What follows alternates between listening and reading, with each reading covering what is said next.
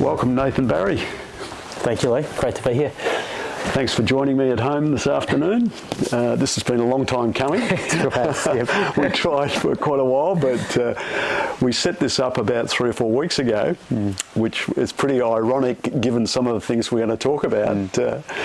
But I must say you're one of the most liked people in the club, highly respected, and it's indeed a pleasure to be talking to you. Nathan, you're from a Preston family. Firstly, your grandfather, Ernie, played with the club. Tell us a little bit about Ernie. Yeah, so my grandfather, Dad's dad, Ernie, he played for Preston, debuted in the ones 56-57 season. Very, very good cricketer, actually. Played with club legend Dick Norris. But before coming to Preston, he actually played for the Northcote Cricket Club. Right. A good story about my grandfather. He batted quite a lot with Bill Laurie, actually. At Northcote, and Bill actually wrote about my grandfather in his autobiography, which was pretty amazing. But Granddad was a really great cricketer, passed that on through to my dad and then on to us boys after that. Yeah. So. Fantastic. That's the segue into the three lads. Who's the eldest? So we've got Brendan. So Brendan played with Preston. He played almost 150 games, most of those in the ones. A fantastic player.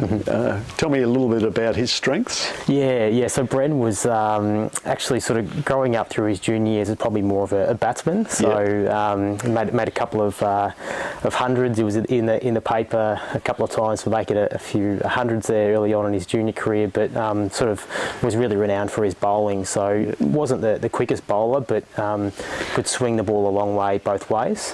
So he came down to sort of Preston, also played a little bit at district for Richmond Cricket Club as well. But Brendan was definitely the best of is the best of the three boys. So well, he went on to play almost as many games with Ormond, very successful, played in a couple of grand finals. So he's a reverend character at sort of two clubs. Cameron played 243 games, 40 odd in the ones as well. Bit of an all-rounder.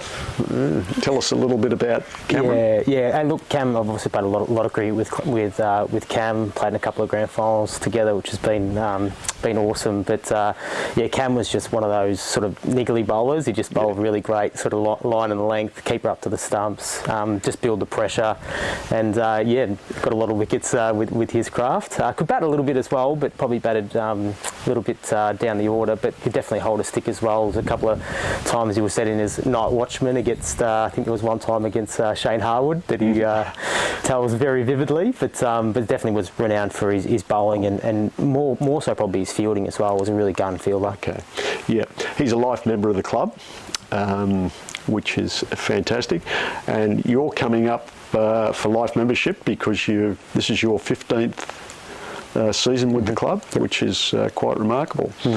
Now, how many games have you played? Probably just under 200, I'd imagine, Lee. Right. So So you'll probably get the 200 next season. Which is incredible. You've played a lot of games in the threes, mostly in the threes. In that journey in the threes, you've obviously seen a lot of boys sort of come through it, and we'll come back to that. But you played in a lot of finals games, 22? How many grand finals? So 6 grand finals I've played in. So, right. Yeah. And how many did you win? Would have liked to win a few more, but 3 in total. 3? Yeah. What was your favourite? Look, it's really hard to separate them all because the first flag I won was my second year at the club, and that was just a phenomenal game. So we were 9 for about 90, and I thought we were sort of dead in the water. And during that particular game, club legend in Wacker and another club legend in Brian Flanagan, Buffer, put on about a 100-run partnership. So pretty amazing game to get us to 180, playing the arch rivals in Plenty Valley. So the next day, sort of they were at drinks, probably around about, they would have been 2 for 80, 3 for 80 at tee. And funny story, I remember walking off the ground and one of their batsmen was sort of chirping at me a little bit, and I said, mate, it's not over just yet. Shortly after the drinks break, I think we got him caught down the leg side to me, and then we sort of rolled through him after that. Okay. So that was a great final to win against our arch rivals. But the other 2 and the 3s were really great as well in 13, 14 and 18, 19. So it's really hard to sort of separate them because they're at different sort of stages of your career. And I think the other 2, sort of 1 and 3s, the 13, 14 one was with a really great bloke, Ross Abidi, who was the captain at that time. Played with some really great mates in Matty Staples and Matthew Dinatale, people like that, Matt Ceravolo, some really good people at the time. And then sort of 18, 19, Matt Dinatale was captain, and to win one for him as skipper was really special as well. So it's really, really hard to separate those finals, mate. Yeah. Lucky to have won 3, which a lot of players go through their career and don't win one. And it's not till you sort of sit down times like this and reflect on it and go, geez, I've been really lucky to play in so many finals, and with playing in a majority in the 3s, you play with a lot of great players sort of at the back end of their career as well. And I've learnt so much from some of those experienced players that have played at a really high level and then come back and played at Preston. And it's been really great to play with them, but also see some amazing juniors come through the club as well. It's been awesome. Sensational. So where did the journey begin? So my sort of cricketing journey, played a little bit of junior. So I played for the Rivergum Cricket Club, but the cricket wasn't really my main sport. I played a little bit of football or soccer when I was really young, but tennis was probably my main sport. Okay. So I played a lot of junior tennis. But I ended up sort of suffering from tennis elbow, and I had golfer's elbow as well. Right. So it was really difficult for me to actually play tennis. So around about sort of 18, I stopped playing tennis and really sort of focused on my cricket. At that point in time was sort of when I came to the Preston Cricket Club. So that's sort of how the cricketing journey started. Yeah. So you came and the 2 older brothers were there? Yeah, absolutely. Yeah. So Bren obviously arrived first and came shortly after, and then was very fitting of me to follow after that. Your skills obviously have developed over a period of time, but in contemporary times you're definitely known as a wicket keeper, and we'll come back to that in a sec. But were you a wicket keeper to start with? No, so I wasn't. So I didn't actually keep until my second season at Preston. Right. So I was when I was up through the juniors, I was actually a leg spinner. Right. So bowled some dibbly-dobbly leggies and got a few wickets. Started out at Preston as a leggy as well. Could bat a little bit, but mainly batted down the order. And then in the 4s, we're always struggling for a keeper. I said, look, I wouldn't mind giving this a bit of a crack. I've done a few games at sort of junior level, and I just really loved it. Like I just loved being in the contest in every single ball. And lucky when you're a wicket keeper, you can sort of get in the batsman's ear and really control the game in terms of the fielding and that sort of stuff, which I really loved, that competing side. So sort of did that for a season. We obviously won the flag that year, and I kept in that grand final, which was really great. And then sort of after that, I was sort of off and on as a keeper, and probably was more as a batsman. So I opened the batting sort of quite a bit, didn't bowl that much, and then sort of kept a couple of games and kept reasonably pretty well as I sort of progressed through the grades. Kept a year in the 2s, and then sort of came back down through the 3s. But was sort of keeping, not keeping, not keeping. And then sort of when a few years back when Dean Wilkes took over the captaincy in the 3s in sort of 2021, I think it was, sort of I was then keeping again, and was then sort of able to really put a lot of time and effort into that, and it's been a really great journey since then. Being a former keeper myself, I was the first time I ever saw you, I was actually umpiring you in the 3rds, I think it was, and I was super impressed. You were sort of legendary in our club for your ability to stand up to the stumps. Where does that come from, that skill? Practice? It's I think keeping up to the stumps just comes back to that, being in the game, being in the contest as well. I've always loved that. So, if any of the youngsters out there, when I first started, I was terrible keeping up to the stumps. You'd drop them and things like that. But all of a sudden things start to click. And there's one thing that our previous coach, Sean Brown, said. He mentioned that if you're wicket keeping, you should be spending a lot of your time at training wicket keeping. And I took on board that feedback, and just spent hours and hours at training, perfecting that skill. I'd try and get in the nets against the quicker bowlers, and there's a few broken fingers along the way and things like that. But you just got to keep trying and keep applying, and don't be afraid if you drop a catch or you miss a stumping. You're there, pressure up to the stumps to build that pressure, and you bring in so many modes of dismissal as you know. Like you bring in the LB, you bring in the bowl, you bring in the caught behind if you're good enough to sort of catch it, and just that pressure that it builds. I just love that. Yeah.